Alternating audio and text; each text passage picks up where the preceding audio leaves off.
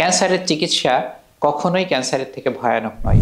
তার চিকিৎসা প্রোটোকল, তার চিকিৎসা প্ল্যান ঠিক করেন তার সংশ্লিষ্ট তত্ত্বাবধানকারী চিকিৎসক। অর্থাৎ একটি কোষ ৮ বার বিভাজিত হলে ৫১২টি কোষ হয়।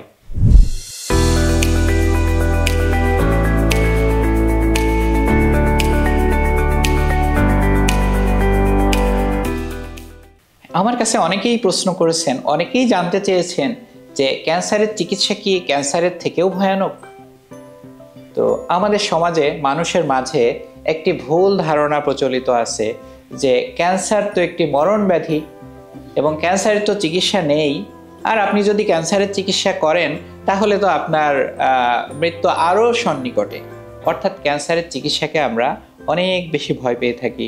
না জানি কেমোথেরাপি কি জিনিস, না জানি রেডিওথেরাপি কি জিনিস, না জানি কত না কত সাইড ইফেক্ট হয়, না জানি একজন মানুষকে আমরা ক্যান্সারের চিকিৎসা দিতে যেয়ে না জানি একটু মানুষকে আমরা মেরে ফেলি কিনা। আসলে কি তাই? কখনোই তা নয়। ক্যান্সার সম্পর্কে আমাদের সমাজে, আমাদের দেশে অনেক ধরনের ভুল ধারণা প্রচলিত আছে।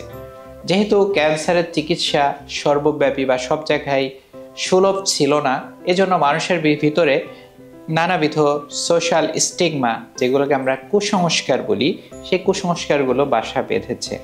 ক্যান্সারের চিকিৎসা কখনোই ক্যান্সারের থেকে ভয়ানক নয়। আমি যদি একটি উদাহরণ দিয়ে বলি যে ক্যান্সারের চিকিৎসার হয়তো বা কিছু সাইড ইফেক্ট থাকতে পারে বা আছে, প্রকৃত অর্থে আছে, কিন্তু এইগুলো একটা মানুষকে মৃত্যুর দিকে নিয়ে যাবে, ব্যাপারটি কখনোই তা নয়।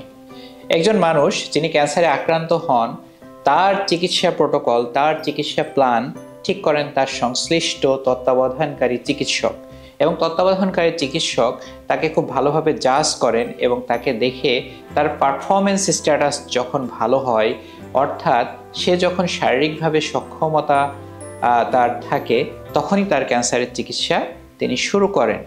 এক্ষেত্রে আমাদের চিন্তাভাবনার কোনোই সুযোগ নেই। আমরা যারা আছি আমাদের দেশে, আমরা সবাই দেখা যায় একটা করে মতামত নিজের মতো করে দিতে আমরা পছন্দ করি। এটি হচ্ছে আমাদের একটি স্বভাবজাত প্রবৃত্তি।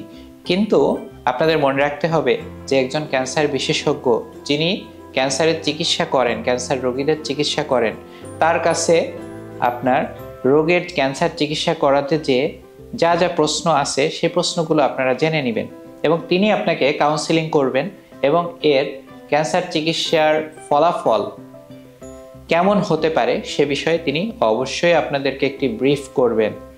অর্থাৎ আপনারা যদি এই ভুল ধারণা নিয়ে বসে থাকেন যে ক্যান্সারের চিকিৎসা ক্যান্সারের থেকেও ভয়ানক, তাহলে কিন্তু আপনি লুজার হবেন। কারণ কি, ক্যান্সারের কোষগুলো বৃদ্ধিপ্রাপ্ত হতে থাকবে। ক্যান্সারের কোষগুলো কিভাবে বৃদ্ধিপ্রাপ্ত হয়? ক্যান্সারের কোষগুলো 1টা থেকে 2টা হয়, 2টা থেকে 4টা হয়, 4টা থেকে 8টা হয়, 8টা থেকে 16টা হয়, 16টা থেকে 32টা, 32টা থেকে 64, 64 থেকে 128, 128 থেকে 256, 256 থেকে 512।